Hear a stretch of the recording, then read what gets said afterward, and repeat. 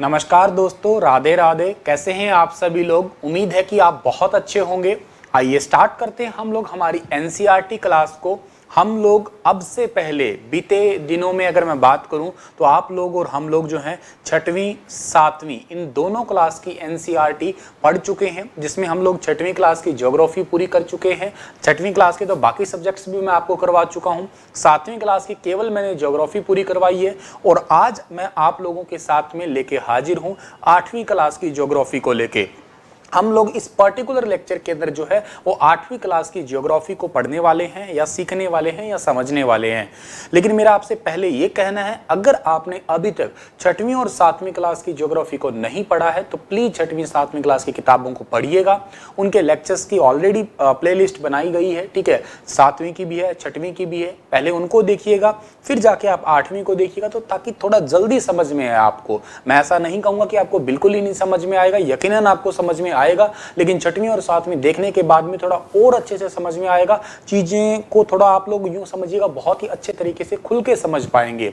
तो चलिए स्टार्ट करते हैं हम लोग हमारी इस क्लास को, आठवीं क्लास की एनसीईआरटी को। हमारे चैप्टर्स कौन कौन से हैं यहाँ पे मैं आपको वो बताने से पहले बता देता हूँ, अगर आपको मेरे द्वारा पढ़ाए गए सभी लेक्चर्स का पीडीएफ फाइल चाहिए तो आप मेरे Telegram channel star IQ PDF को जरूर ज्वाइन कीजिएगा। स्टार IQ क्विज के नाम से टेलीग्राम ग्रुप है, आप इसे भी ज्वाइन कर लीजिएगा, क्योंकि यहाँ पे क्विज चलती रहती है सुबह से शाम तक, 9 बजे से लेकर रात तक क्विज चलती रहती है, तो आप इसे भी ज्वाइन कर लीजिएगा।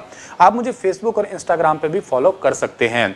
स्टार IQ क्विज PDF के नाम से जो टेलीग्राम चैनल है, यहाँ पे हर सब्जेक्ट की और मैगजीन्स, करंट अफेयर वगैरह की मैगजीन्स, और भी आपकी जो आप टाइम पास के लिए नॉवल वगैरह टाइप की मैगजीन भी पढ़ते हैं, वो भी आपको अवेलेबल होगी। मैंने इस पे आज ही के दिन में तकरीबन 150 के आसपास, 100-150 के आसपास जो है वो PDF फाइल सेंड की है, तो आप इसे जरूर पढ़िएगा, देखिएगा, ठीक है। और टाइम टू टाइम मैं सेंड करता ही रहता हूँ यहाँ पे PDFs को, तो आप जरूर यहाँ पे मैगजीन्स, बुक्स, स्टैंडर्ड बुक्स जो आप लेके नहीं आ पाते हैं, या यूँ कहिएगा यूपीएससी की जो स्टैंडर्ड बुक्स होती हैं उनको अगर आप खरीद के लेके नहीं आ पाते हैं तो उनका PDF फाइल वगैरह सब आपको मिल जाएगा यहाँ पे, बस स्क्रॉल करके आप देख लीजिएगा, सामंजस्य बनाए रखिएगा। तो चलिए स्टार्ट करते हैं हम लोग। मैं आपको बता देता हूँ कि इस पूरे चैप्टर के अंदर हम लोगों को क्या क्या पढ़ना है, या कितने चैप्टर हैं हमारे। ये टोटल हमारे पास में यहाँ पे 6 चैप्टर है, जिसके अंदर से सबसे पहला चैप्टर है संसाधन, जिसको हम लोग रिसोर्सेस कहते हैं। बहुत ही आसान सा चैप्टर है, जिसे हम लोग आज ही की क्लास में पूरा कर देंगे। छोटा सा ही चैप्टर है, समझिएगा आप लोग। कुछ यहाँ पे ऐसा भी हो सकता है, कुछ बड़े चैप्टर हो सकता है हमें 1 से ज़्यादा दिन का टाइम लग जाए। बाकी मैं कोशिश करूंगा कि एक ही लेक्चर में एक चैप्टर को पूरा कर दूं, तो पूरे 6 दिनों के अंदर ही पूरी 8वीं क्लास की ज्योग्राफी पूरी कर पाऊं मैं। लेकिन अगर हुआ थोड़ा बड़ा चैप्टर लगा मुझे, तो मैं उसको 2 पार्ट में डिवाइड कर दूंगा, ताकि आप लोगों को सहूलियत हो समझने में और पढ़ने में। दूसरा चैप्टर मेरे प्यारे बच्चों है हमारा भूमि, मृदा, जल, प्राकृतिक वनस्पति, वन्य जीव संसाधन। लैंड है, सॉइल है, वाटर है, नेचुरल वेजिटेशन है एंड वाइल्ड लाइफ रिसोर्सेस है। तीसरा चैप्टर हम पढ़ेंगे खनिज और शक्ति संसाधन के बारे में, मिनरल्स एंड पावर रिसोर्सेस के बारे में। चौथा चैप्टर हम लोग पढ़ेंगे कृषि के बारे में, यानी कि एग्रीकल्चर के बारे में। पांचवा चैप्टर हम लोग पढ़ेंगे इंडस्ट्रीज के बारे में, यानी कि उद्योगों के बारे में। और छठवां चैप्टर हमारा होगा मानव संसाधन, यानी कि ह्यूमन रिसोर्सेस। मतलब कहने का ये हुआ कि पूरा का पूरा जो हमारा 8वीं क्लास का अध्याय का पूरा सेगमेंट रहेगा, ये 8वीं क्लास की जो हमारी ज्योग्राफी रहेगी, ये कहीं ना कहीं हद तक जो है वो रिसोर्सेस पे डिपेंड होगी।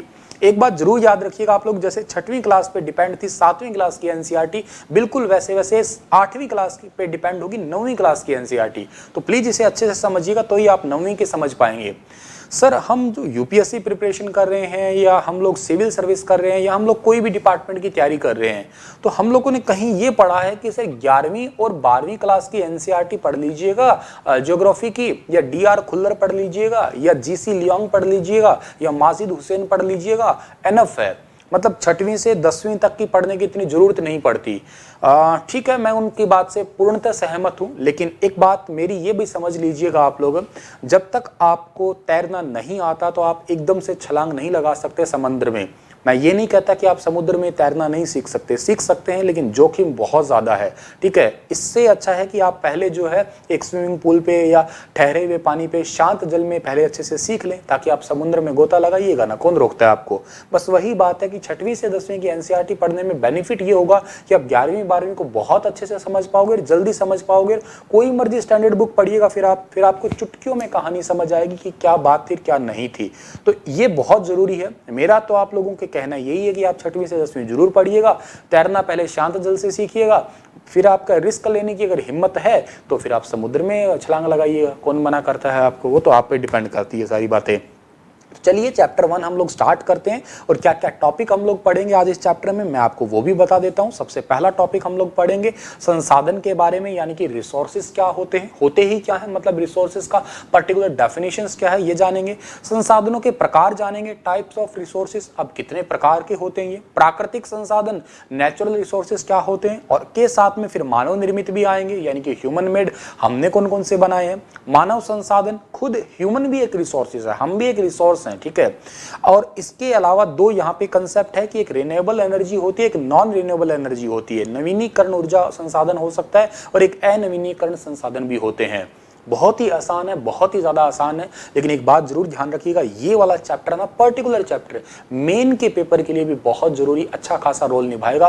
क्या ब्यूटीफुल स्टेटमेंट है, क्या ब्यूटीफुल लाइन है यहाँ पे। मैं कह रहा हूँ एग्जैक्ट आप सेम की सेम एग्जाम में लिखेंगे तो आपको बहुत मजा आएगा, इवन अच्छा भी लगेगा कि हाँ, एग्जामिनर को भी अच्छा लगेगा कि डायरेक्ट आप लोगों को वो मार्क्स दे पाएगा। मतलब आपको सोचने की जरूरत नहीं पड़ेगी कि मैं स्टेटमेंट लिखूं क्या। जो वन डे एग्जाम्स होते हैं उनके अंदर तो मैं कहूंगा कि बहुत ही ज्यादा इंपॉर्टेंट है, काफी हद तक ये एनवायरनमेंट या साइंस के अंदर भी आप लोगों को चीजों को समझाने की कोशिश करेगा। चलिए स्टार्ट करते हैं। सबसे पहली बात है कि रिसोर्सेस यानी कि जो आपके संसाधन होते हैं वो होते ही क्या है, संसाधन का डेफिनेशन क्या है।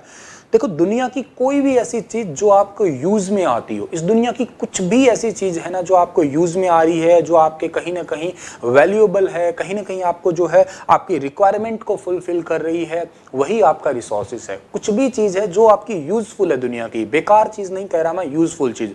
भले ये पेन है, ये यूजफुल है, ये रिसोर्सेस हुआ। मोबाइल है, यूजफुल है, रिसोर्सेस हुआ। लाइट लगी है, रिसोर्सेस है, यूजफुल हुआ। कैमरा है, यूजफुल है, रिसोर्स हुआ। दुनिया की कोई भी चीज है जो आपके यूज में है ना, वो आपका रिसोर्स कहलाएगी। डेफिनेशन क्या दिया हमारी एनसीईआरटी ने, and things that can be used to fulfil a requirement, एक ऐसी चीज जिसका उपयोग किसी आवश्यकता को पूरा करने के लिए किया जा सकता हो, उसे ही हम लोग जो है रिसोर्सेस कह सकते हैं। हमारी आवश्यकता, लिखने की मेरी आवश्यकता थी, मुझे पेन की जरूरत पड़ी, मेरा रिसोर्स हुआ। मुझे वीडियो बनाने के लिए कैमरे की जो नीड थी, तो कैमरा एक रिसोर्स हुआ, मेरी आवश्यकता को पूरी किया। अच्छा, मुझे जो है वीडियो को लाइव देखना था, इंटरनेट की जरूरत पड़ी, इंटरनेट एक रिसोर्स हुआ, ठीक है। मुझे आपसे फोन पे बात करनी थी, मोबाइल फोन जो है मेरी जरूरत को पूरा कर रहा है, मोबाइल फोन एक रिसोर्स हुआ। मुझे ठंड लग रही थी, ठीक है, तो मैंने क्या किया, शर्ट पहन ली, कंबल ओढ़ लिया, मेरे लिए एक वो रिसोर्स है। दुनिया की भी कोई भी चीज है जो आपकी जरूरत को पूरा कर रही है, वही तो आपकी क्या कहलाएगी, रिसोर्स कहलाएगी।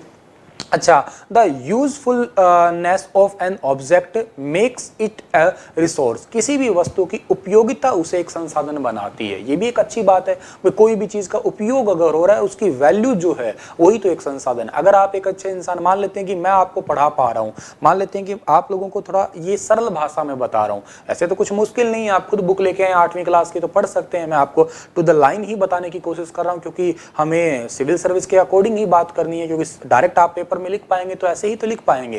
लेकिन मैं अगर आपको ये बात कहने की कोशिश कर रहा हूं कि मैं आपको सरल भाषा में बता रहा हूं इस चीज को, बहुत ही सिंपल वे में, ये आपके लिए, मैं आपकी जरूरत को पूरा कर रहा हूं, मतलब मैं आपके लिए एक रिसोर्स हुआ। मैं आपके लिए उपयोगी हूं, मतलब मैं आपके लिए एक रिसोर्स हुआ, ठीक है। तो इस बात को आप समझिएगा यहाँ पे। अब आप ये भी समझिएगा कि जो रिसोर्स होते हैं उसके फैक्टर्स कौन कौन से होते हैं, उसके कारक कौन कौन से होते हैं।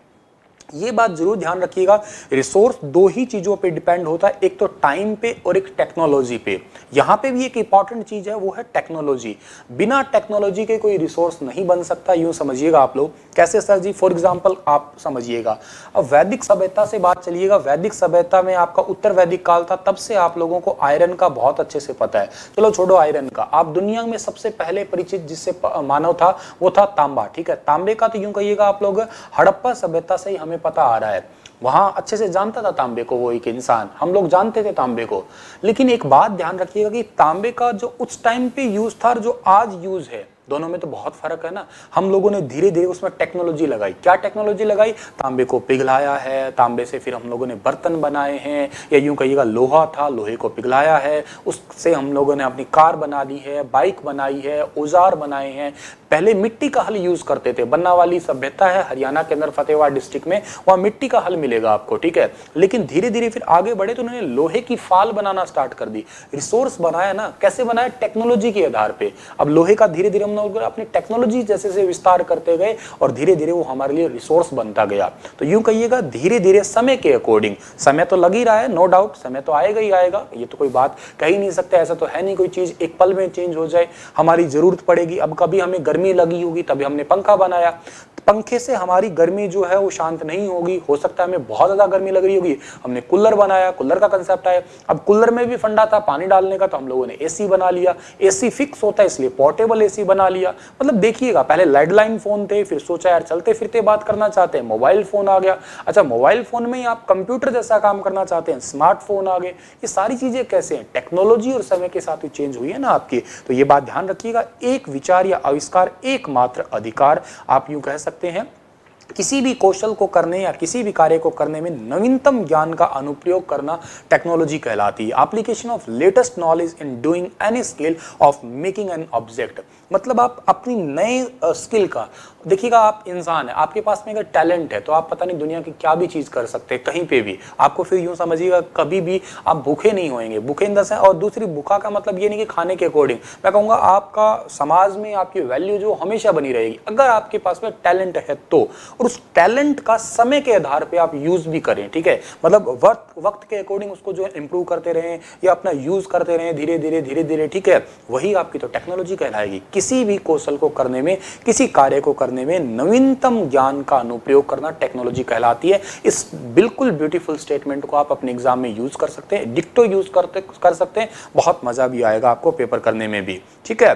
तो ये तो बात आपको समझ में आई। अब ये बात है यहाँ पे, ठीक है, कि इस संसाधन का यूज करने में या इस टेक्नोलॉजी को यूज करने में सबसे इंपॉर्टेंट रिसोर्स कौन सा होता है, मानव ही होता है, ह्यूमन ही होता है। और यूं कहिएगा ओवरऑल रिसोर्स में सबसे इंपॉर्टेंट तो टेक्नोलॉजी है, लेकिन टेक्नोलॉजी से भी ऊपर कौन सा है, टेक्नोलॉजी से ऊपर भी हम लोग ही हैं। कैसे हम लोग हैं सर, क्योंकि हमारे बिना टेक्नोलॉजी क्या काम की है, हम ही ने तो टेक्नोलॉजी को आगे बढ़ाया है ना। अब कभी इंटरनेट था नहीं, आज इंटरनेट आया, हम टेक्नोलॉजी को लेके आए ना। बैंकिंग सर्विस नॉर्मल थी, आज ई बैंकिंग सर्विस हो चुकी है सारी। कभी हमें बैंक में जाके जो है पैसे का लेन देन होता था, आज हम घर बैठे पैसे का लेन देन कर सकते हैं और वाया हमारे मोबाइल फोन से, ठीक है। टेक्नोलॉजी को कैसे विस्तार किया, हमने ही तो किया ना। तो मोस्ट इंपॉर्टेंट रिसोर्स कौन सा है, टेक्नोलॉजी का या ह्यूमन, हम ही हैं, ये बात याद रखिएगा।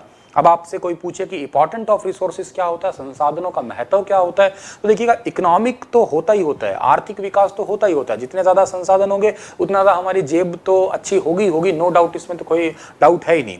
सोशल भी होता है, सामाजिक भी होता है, मेंटल भी होता है, टूरिज्म मानसिक पर्यटन ये भी होता है। ये कैसे होता है सर, ये ऐसे होता है प्यारे बच्चे कि जब आप कभी घूमने जाते हैं, जैसे ताजमहल है, ताजमहल घूमने के लिए आपका मन शांत करता है, रिसोर्स हुआ ना आपका एक और, ठीक है। तो इन तीनों चीजों की ही इंपॉर्टेंस होती है संसाधनों की। फिर से एक बार रिवाइज करते हैं इसे हम लोग। फैक्टर कौन कौन से होते हैं, दो फैक्टर होते हैं, एक टाइम होता है, एक टेक्नोलॉजी होती है। अच्छा, टाइम में एक वर्ड लिखा है यहाँ पे, पेटेंट लिखा है। क्या होता है पेटेंट, आप लोगों ने वैसे बहुत सुना होगा, WTO वर्ल्ड ट्रेड ऑर्गेनाइजेशन में इसके आए दिन मुद्दे चलते रहते हैं पेटेंट के। मान लेते हैं कोई पर्सन है, पी नाम का एक पर्सन है, एक क्यू नाम का पर्सन है। इस पी नाम के पर्सन ने ना, ठीक है, एक ऐसी चीज बनाई, मान लेते हैं एक ऐसा मोबाइल बनाया, ठीक है, एक ऐसा मोबाइल बनाया जिसके अंदर एक ऐसी बैटरी लगा दी जो बैटरी कभी डिस्चार्ज नहीं होती, कुछ इस टाइप से चीजें लगा दी जो बैटरी सोलर एनर्जी द्वारा चार्ज होती है, जितना फोन पे बात करोगे उतनी ज्यादा चार्ज होगी। एग्जाम्पल्स ऐसा है नहीं, कहीं सोच लो आप लोग। मान लेते हैं ऐसा कुछ बना दिया इसने, कई सालों की मेहनत से इसने बना दिया, ठीक है। अब इसने बना दिया, ठीक है, एक ऐसा मोबाइल बना दिया पी नाम के व्यक्ति ने। क्यू ने क्या किया, क्यू ने कॉपी करके बिल्कुल सेम मोबाइल बना दिया, ठीक है। एक एस नाम का व्यक्ति आया, उसने भी कॉपी करके सेम बना दिया, ठीक है। एक आर नाम का व्यक्ति आया, इसने भी कॉपी करके सेम बना दिया। तो मतलब पी की मेहनत तो सालों साल की मेहनत है, खराब होगी ना, ये तो वेस्ट होगी ना पी की मेहनत तो बिल्कुल ही। इसने तो सालों साल मेहनत करके ऐसी मोबाइल की बैटरी क्रिएट की थी, मोबाइल बनाया था, अब तो इसकी मेहनत को कौन पूछेगा। तो अब क्या करेगा ये क्या करेगा, इसको पेटेंट करवाएगा। पेटेंट इन द सेंस ये कहेगा कि मेरी इस टेक्नोलॉजी को कोई कॉपी नहीं कर सकता, अगर करेगा तो फिर देख लेना, वही बात है कि कानून वगैरह उस पर लागू होगा। तो क्या है कि अगर QSR को मोबाइल बनाना है तो P से पहले परमिशन लेनी पड़ेगी, फिर ही जाके वो वैसी टेक्नोलॉजी क्रिएट कर सकता है। ये कैसे हुआ, ये एक टाइम के अकॉर्डिंग है। किसी विचार या आविष्कार का एकमात्र अधिकार होना, ये आपका पेटेंट कहलाता है, ठीक है। सोल राइट और एन आइडिया और इनोवेशन, किसी एकमात्र अधिकार को ही पेटेंट कहते हो आप लोग। टेक्नोलॉजी प्रौद्योगिकी क्या होता है, किसी कौशल अथवा वस्तु विशेष में नवीनतम ज्ञान का अनुप्रयोग करना, मैंने आपको भी बताया। इसमें मेन क्या बताया था, मैंने आपको मानव बताया था, सबसे महत्वपूर्ण संसाधन मानव ही होता है। संसाधनों की इंपॉर्टेंस भी आपको मैंने बता दी, आर्थिक होती है, सामाजिक होती है और मानसिक भी होती है। यहां तक आप समझ गए, बोलो हाँ या ना, समझ गए ना आप लोग, वेरी गुड। आगे बढ़ते हैं। आगे वाली स्लाइड तो बेहद इंपॉर्टेंट है, यू कहिएगा आप लोग, यही वो स्लाइड है जिसपे पूरा चैप्टर डिपेंड है। इसको समझ लीजिएगा तो लाइफ झींगा लाला यूं समझिएगा। तो संसाधनों के प्रकार क्या होते हैं, टाइप्स ऑफ रिसोर्सेस क्या है, तो देखिएगा 3 टाइप की कैटेगरी में तोड़ दिया इन्हें। एक तो है आपका प्राकृतिक यानी कि नेचुरल, एक है मानव निर्मित जिसको मैनमेड कहते हैं, एक है हमारा ह्यूमन, खुद ही हम लोग रिसोर्सेस है। आपको मैंने कहा था ना, हम लोग खुद भी एक रिसोर्सेस होते हैं। अब प्राकृतिक को कई टाइप से तोड़ा है। जैसे क्या है कि विकास व उपयोग, डेवलपमेंट एंड यूज। एक बार मैं आपको थोड़ा मोटा मोटा बता देता हूं, फिर इनका डिटेल आगे पढ़ाऊंगा स्लाइड्स के अंदर। मोटी मोटी बात में अगर मैं बताऊं तो डेवलपमेंट एंड यूज में क्या आते हैं, 2 आते हैं, एक्चुअल होता है, एक पोटेंशियल होता है, एक वास्तविक होता है, एक संभाव्य होता है। एक्चुअल वो होता है जो हम लोग आज यूज कर रहे हैं, पोटेंशियल वो होता है जो हम आने वाले समय में यूज करेंगे, आज इसका यूज नहीं कर रहे हैं। उत्पत्ति यानी कि ओरिजिन के आधार पे कौन से होते हैं, एक जैव होता है, एक अजैव होता है, बायोटिक होता है, एक अबायोटिक होता है। अगर आपको याद आ रहा है पहले दूसरे चैप्टर, तो आपको मैं इसलिए कह रहा हूँ छठवीं क्लास के, छठवीं और सातवीं क्लास का शायद पहला था, दूसरा चैप्टर था, इसमें अब ये बायो और अबायोटिक के बारे में आपने पढ़ा था। जीव आप जानते हो जिसमें जीवन है, सजीव, और अजैव मतलब जिसमें जीवन नहीं है, जैसे मिट्टी वगैरह है आपका। जैव में कौन से आए, हम आगे, पेड़ आगे, पौधे आगे सारे। समय के आधार पे भी चेंज होता है, ठीक है। अब नेचुरल क्या होता है, समय जैसे एक आपका रिन्यूएबल एनर्जी होती है, जैसे हमारी वायु है, विंड एनर्जी है, कभी खत्म थोड़ी ना होगी, वाटर एनर्जी है, ठीक है, उसी दोबारा को बार बार चेंज करते रहोगे आप लोग, ठीक है। आपकी क्या कहते हैं, सोलर एनर्जी है, कभी खत्म थोड़ी ना होने वाली है। लेकिन अनवीनीकरणीय पेट्रोल है, लिमिटेड है ना, हजारों साल बाद दोबारा बनेगा, ये एक बार खत्म हो गया तो इसलिए धीरे धीरे सोलर एनर्जी पे सरकार जो है वो कोशिश कर रही है ट्रांसफॉर्म करने की। डिस्ट्रीब्यूशन के आधार पे क्या होता है, एक तो होता है सर्वव्यापी यानी कि यूबिक्विटस, ठीक है, और एक होता है स्थानिक जिसको लोकल बोलते हैं। कुछ ऐसे आपके रिसोर्सेस हैं जो कि दुनिया में हर जगह पाए जाते हैं। फॉर एग्जांपल मिट्टी है, रिसोर्सेस है, दुनिया में कहीं जाए आप हर जगह मिलेगा। वाटर दुनिया में हर जगह मिलेगा आपको। लोकल ये किसी खास जगह पे ही मिल सकते हैं। जैसे मान लेते हैं हम लोग जादूगोड़ा की खाने हैं, वहां पे कुछ अलग ही आपको खनिज मिलेंगे, या हरियाणा का महेंद्रगढ़ स्थान ले लो, अब खनिज वहीं पे मिलेंगे। कांच है या आपका एस्बेस्टस है, ये सारे महेंद्रगढ़ में मिलेंगे। ऐसा तो नहीं है कि हिसार में मिल जाएंगे। सोरा है, करनाल और हिसार में पाया जाता है, ऐसा तो नहीं है कि आपको वो कहीं और कहीं मिल जाएगा, ठीक है। अफीम है, वो आपको ज्यादातर मिलता है 75% अफगानिस्तान में मिलता है, ठीक है। तेल है ज्यादातर अरब देशों के अंदर आपको मिलता है, ठीक है। या झारखंड है, वहां पे कोयले की खाने हैं। तो यूं समझ लीजिएगा आप लोग कि कुछ लोकल जगहों के, आप समझ पा रहे हो, केसर है जम्मू कश्मीर में ही है, ठीक है, ऐसा हर जगह तो नहीं है ना वो, ठीक है। तो ये बात समझ लेना, यही आपका जो है ये रिसोर्सेज के टाइप है। एक बार फिर से आपको मैं रिवाइज करवाता हूँ, फिर डिटेल बताता हूँ इनका। रिसोर्सेज के कितने टाइप है, 3 है, एक नेचुरल होता है, एक मैनमेड होता है, एक ह्यूमन होता है। नेचुरल 3 टाइप क्या होता है, एक आपका डेवलपमेंट एंड यूज जिसमें हम लोग एक्चुअल यूज करते हैं, जैसे आज यूज कर रहे हैं, एक पोटेंशियल संभाव्य आगे यूज करेंगे। यूरेनियम है, फिलहाल हम धीरे धीरे उसका यूज के और बढ़ रहे हैं और आगे भविष्य में और ज्यादा यूज कर पाएंगे उसका। ओरिजिन के आधार पे एक तो जैव यानी कि संजीव होते हैं, जैसे हम हैं, पेड़ पौधे हैं, एक अजैव है, मिट्टी है, आपकी चट्टान वगैरह है। टाइम के अकॉर्डिंग बात करते हैं, रिन्यूएबल है, उसको कितनी बार यूज करो खत्म नहीं होना, लेकिन नॉन रिन्यूएबल है, वो थोड़े टाइम के बाद में खत्म हो जाना है। एक आपका होता है वितरण डिस्ट्रीब्यूशन के आधार पे। यूबिक्विटस यानी कि आपका दुनिया में हर जगह सर्वत्र पाया जाना, जैसे भगवान एक यूबिक्विटस है, कहते हैं ना सर्वत्र है। इसको शायद इंग्लिश में एक ओमनी वर्ड से भी आता है, कुछ ओमनी एक रूट होता है, मुझे एग्जैक्ट वर्ड याद, ओमनी करके एक रूट है, ठीक है, वहां से आपका निकल के आता है, हर जगह सर्वत्र पाया जाना, ठीक है। एक स्थानिक यानी कि लोकल होता है, जो आपके किसी खास जगह पे ही पाया जाए आपका, ठीक है। चलो आगे बढ़ते हैं, चलो इनका डिटेल पढ़ते हैं कि क्या क्या है ये। नेचुरल रिसोर्सेज की बात करते हैं, मैं डेफिनेशन पढ़ा देता हूं आपको ताकि आपको अब जल्दी समझ आए। वे संसाधन जो प्रकृति से प्राप्त होते हैं और अधिक संशोधन के बिना उपयोग में लाए जाते हैं। Resources that derived from nature and use without much modification. ऐसी चीजें जो डायरेक्ट आपको नेचर से मिल जाएं और बहुत ज्यादा उनमें चेंज करने की जरूरत नहीं है, आप उनको डायरेक्ट यूज भी कर सकते हैं।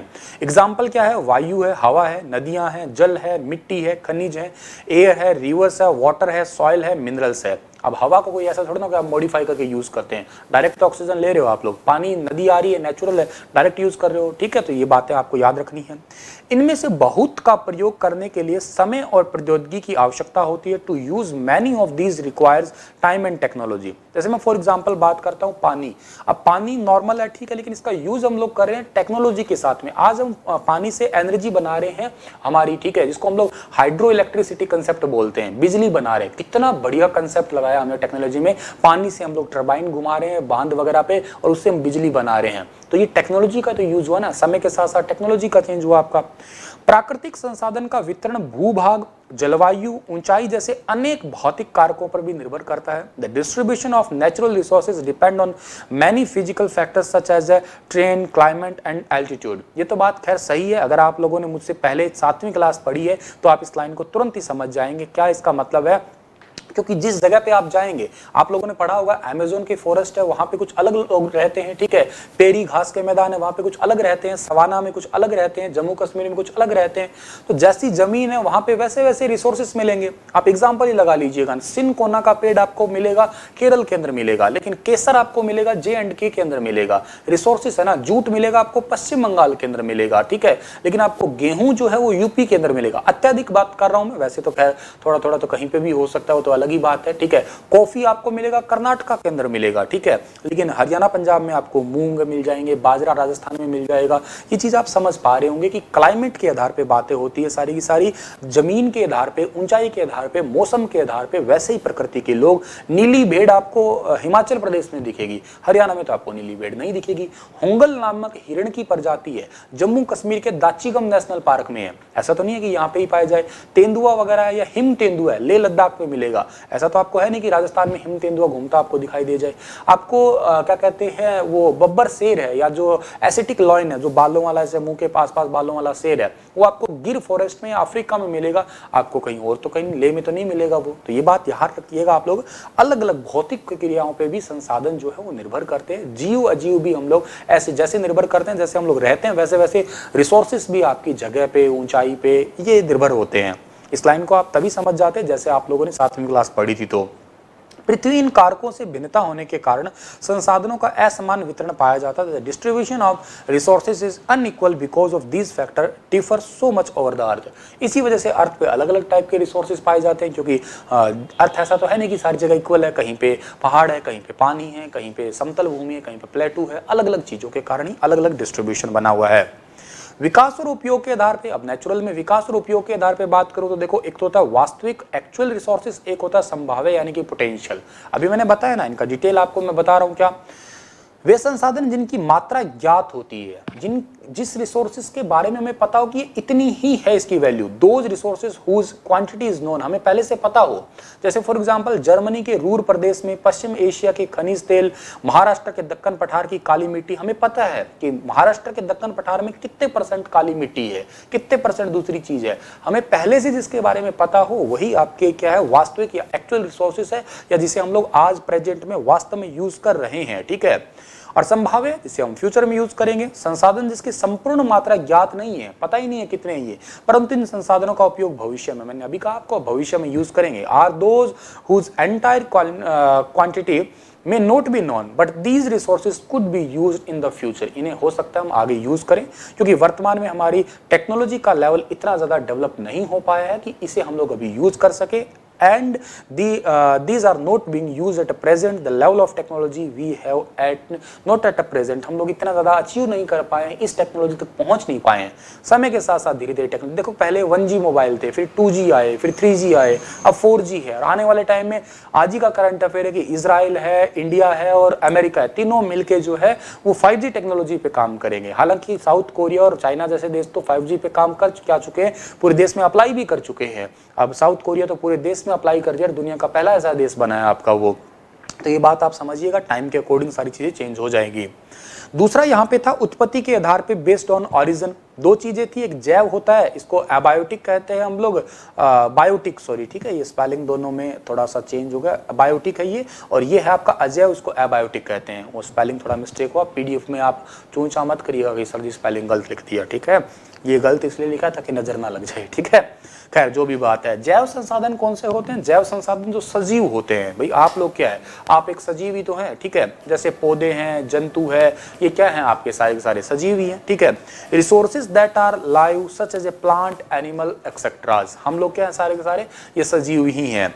लेकिन अजैव क्या होते हैं, एबायोटिक क्या होते हैं? एक ऐसे होते हैं ये निर्जीव जिनके अंदर कोई भी जीवन नहीं होता।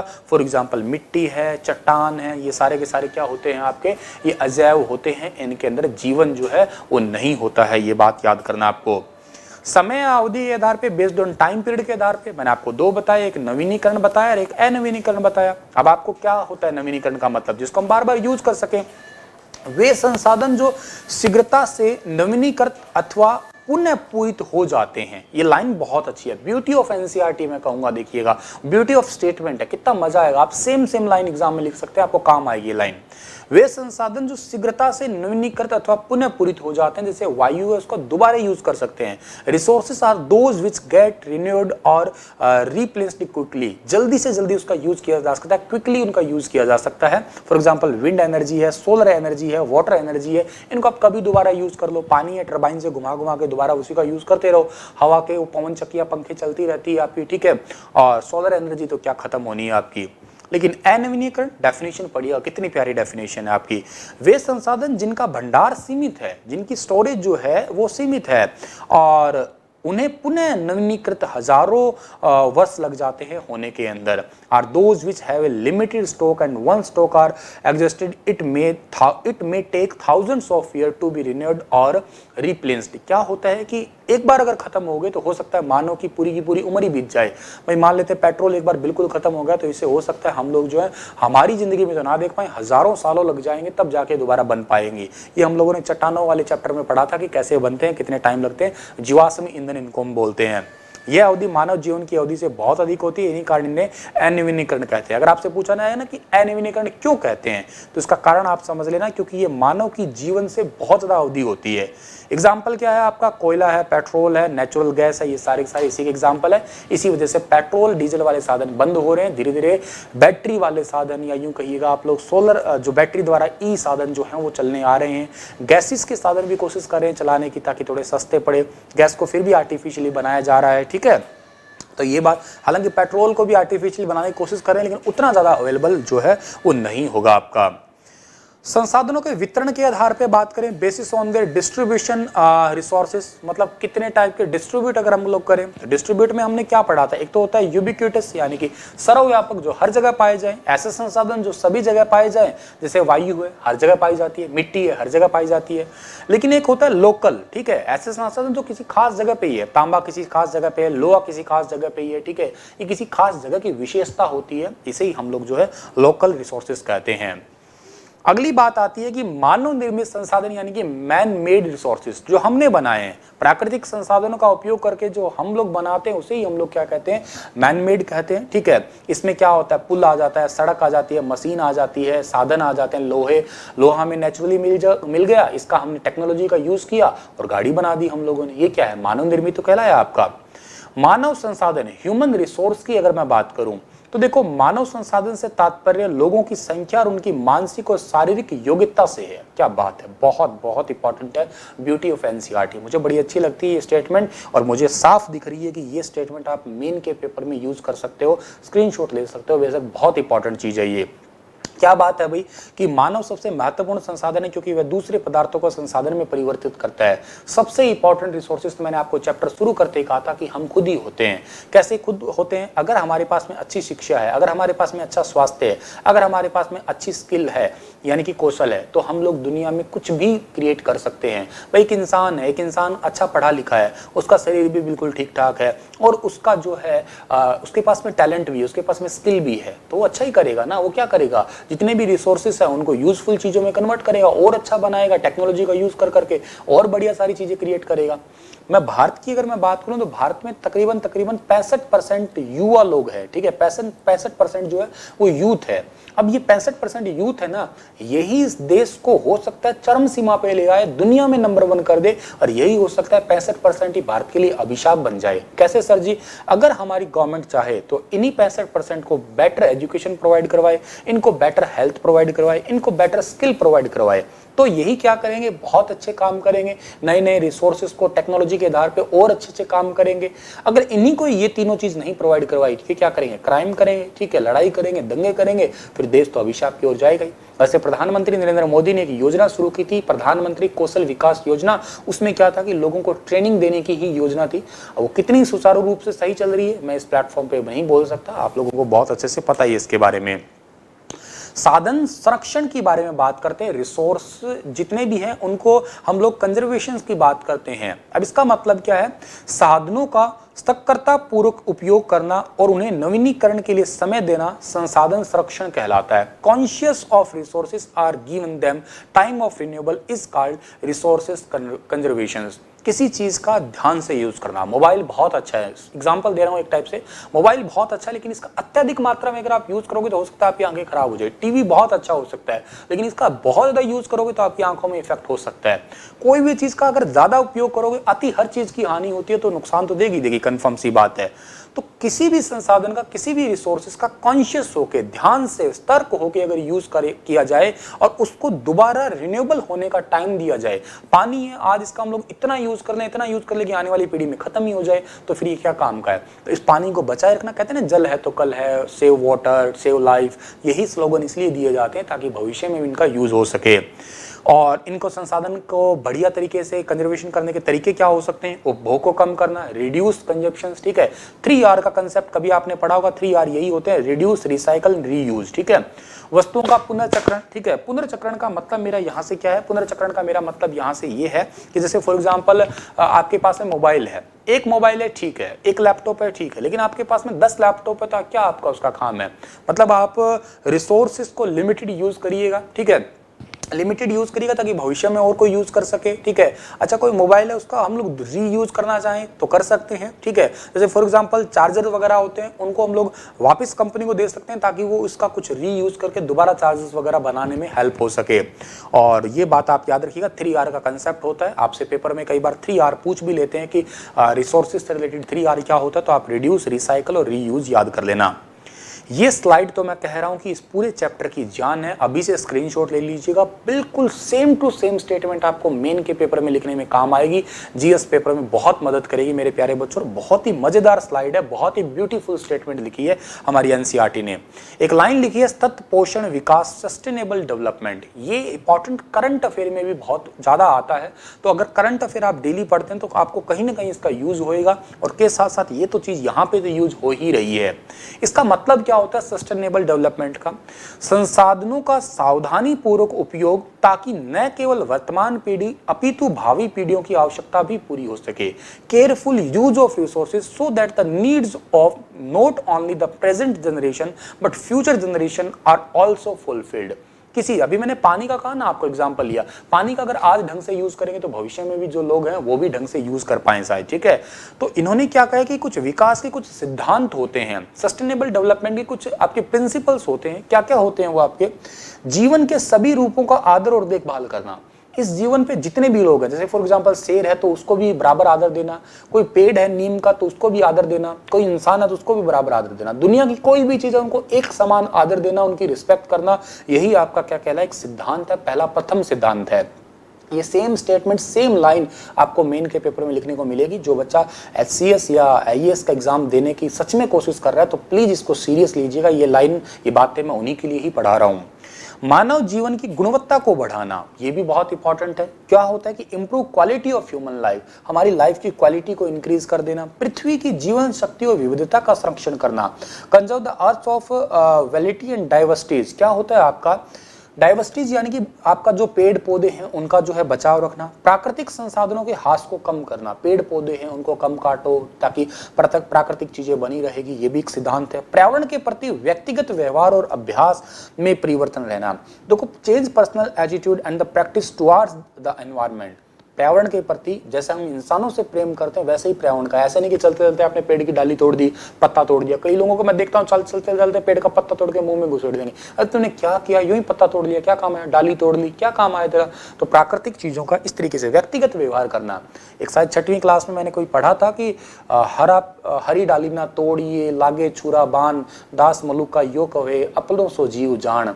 एक मैंने 6वीं क्लास की हिंदी में शायद ये कहीं पयों पढ़ी थी कि हरी डाली ना तोड़िए, लागे छुरा बान, जैसे हमें कोई छुरा बान लगता है बिल्कुल हरी डाली तोड़ने पे पेड़ पौधों को ऐसा भी लगता है। और दास मलुक का यो कहे अपनों सो जीव जान, जैसा खुद के शरीर के साथ बिहेव करते हो वैसे वैसे पेड़ पौधों के साथ भी बिहेव करो। कोई तुम्हारी उंगली काटते चलता फिरता है कैसा लगेगा बताना भाई, ठीक है। कोई तुम्हारा चलता फिरता यूं बाल नोच ले कैसा लगेगा भाई, जितना दर्द तुम्हें होता उतना उन्हें भी तो होता है ना, ठीक है। समुदायों को अपने पर्यावरण की देखभाल करने योग्य बनाना, पूरा अपना परिवार है उसमें संस्कार ऐसे डाले जाए, पूरे गाँव के अंदर संस्कार ऐसे डाले जाए कि समुदाय पेड़ पौधे को उनको बचाव किया जाए, नए नए पेड़ पौधे लगाए जाए। तो ये बहुत बहुत इंपॉर्टेंट डेफिनेशंस है, प्लीज इसे मार्क कर लेना, अच्छे तरीके से याद कर लेना। हाँ, एक बात जरूर ध्यान देना कि यूएन जो है ना, हमारे यूएन यानी कि यूनाइटेड नेशन, उन्होंने जो है सस्टेनेबल डेवलपमेंट के लिए कुछ गोल रखे हैं, तकरीबन 17 प्रकार के गोल रखे हैं, ताकि आने वाले 2030 तक जो है हम लोग इन गोल को अचीव करें और सस्टेनेबल डेवलपमेंट को अचीव कर पाएं। जैसे फॉर एग्जाम्पल नो पॉवर्टी, गरीबी को बिल्कुल खत्म कर देना, जीरो हंगर भूखमरी को खत्म कर देना, ठीक है, हेल्थ बहुत अच्छी कर देना, एजुकेशन बहुत अच्छी कर देना, ठीक है, जेंडर इक्वलिटी यानी कि लड़का लड़की है इसकी भेदभाव को खत्म कर देना, ठीक है, क्लीन वाटर एंड सैनिटाइजेशन, ठीक है, हर जगह पानी जो है उसको साफ कर देना, ठीक है, और उसके बाद में क्लीन एनर्जी सोलर एनर्जी में ट्रांसफॉर्म करें, ठीक है, उसके बाद में इकोनॉमिक ग्रोथ करना, इंडस्ट्रीज वगैरह है उनके क्लस्टर्स बढ़ाना, और के साथ में नई नई जॉब्स क्रिएट करना, नवाचार इनोवेशंस को बढ़ा देना, ठीक है, और उसके साथ साथ जो है हमारी सिटीज वगैरह है उसके अंदर भी डेवलपमेंट करना, उसके साथ साथ जो है हमारा नए नए प्रोडक्शन है, कंजप्शन है, उन पे भी ध्यान देना, नए नए प्रोडक्ट्स बने, टेक्नोलॉजी नवाचार को बढ़ा के, ठीक है, तो is responsible of consumptions and productions, उस पर भी ध्यान देना। क्लाइमेट एक्शन, पर्यावरण जलवायु परिवर्तन हो रहा है उस पर भी ध्यान दिया जाए। जीव है आपके जो जलीय जीव है उनकी भी सुरक्षा करना, ठीक है, जो पेड़ पौधे हैं या पक्षी है उनकी भी सुरक्षा करना, ठीक है, और जो शांति बनाए रखना दुनिया भर में, और सभी के सभी गोल्स को जो है एक पार्टनरशिप में होकर काम करना। ये 17 गोल है जो आपको याद कर सकते हो, कॉपी पे लिख सकते हो। 2030 तक का इनका पूरा करने का लक्ष्य है ताकि हमें सस्टेनेबल डेवलपमेंट जो है अचीव हो सके। बेहद इंपॉर्टेंट डेफिनेशन है यहाँ पे ये आपकी। लास्ट बात है, हमारी ड्यूटी क्या होनी चाहिए भाई, नवीनीकरण संसाधनों का सतत पोषणीय उपयोग, use of renewable resources are sustainable. हम ज़्यादा से ज़्यादातर ऐसी चीज़ों का यूज़ करें जो कि आपका रिन्यूएबल हो। जैसे फॉर एग्जांपल आपकी बात कर रहा हूँ मैं, हम लोग कोयला और पेट्रोल की बजाय जो है हम लोग सोलर एनर्जी का यूज़ करें ज़्यादा तो ज़्यादा अच्छा रहेगा। विविधता का संरक्षण, हम लोग बचाएं अपनी इस विविधता को, पेड़ पौधों को, ठीक है, पेड़ वगैरह ना काटें। प्राकृतिक पर्यावरण की हानि को कम कर देना, ठीक है, जितना भी डैमेज वगैरह हो रहा है नेचुरल आपका, जैसे प्राकृतिक पर्यावरण में कई जैसे प्रदूषण वगैरह बहुत ज़्यादा हो रहा है, इसको कैसे कैसे कम करना, तो यही हमारी ड्यूटी है, यही हमारे यहाँ पे लक्ष्य है, ठीक है। तो इसी के साथ में ये चैप्टर हमारा समाप्त होता है। 8वीं क्लास का पहला चैप्टर पूरा होता है। उम्मीद है कि आपको समझ में आया, बहुत अच्छे से समझ में आया। ऑफलाइन कमेंट करके मुझे बताइए कि आपको कैसा लगा था। अगर आपको पसंद आया तो आप मुझे कमेंट करके बताइए ताकि मैं इस सीरीज़ को कंटिन्यू रखूं। खुद पढ़िएगा, समझिएगा, नोट्स बनाइएगा। पीडीएफ अगर अवेलेबल लेना है तो स्टार IQ पीडीएफ मेरा एक ही प्लेटफॉर्म है जहां पे मेरे द्वारा पढ़ाए गए कुछ भी लेक्चर है, कोई भी पीडीएफ है, कोई भी गाइडेंस है, सारी चीज़ें मैं केवल यहीं पर ही प्रोवाइड करवाऊंगा, ठीक है। तो यहाँ पर आप मुझे फॉलो कर सकते हैं। धन्यवाद। हंसते रहना, मुस्कुराते रहना। जय Hind. Thank you so much.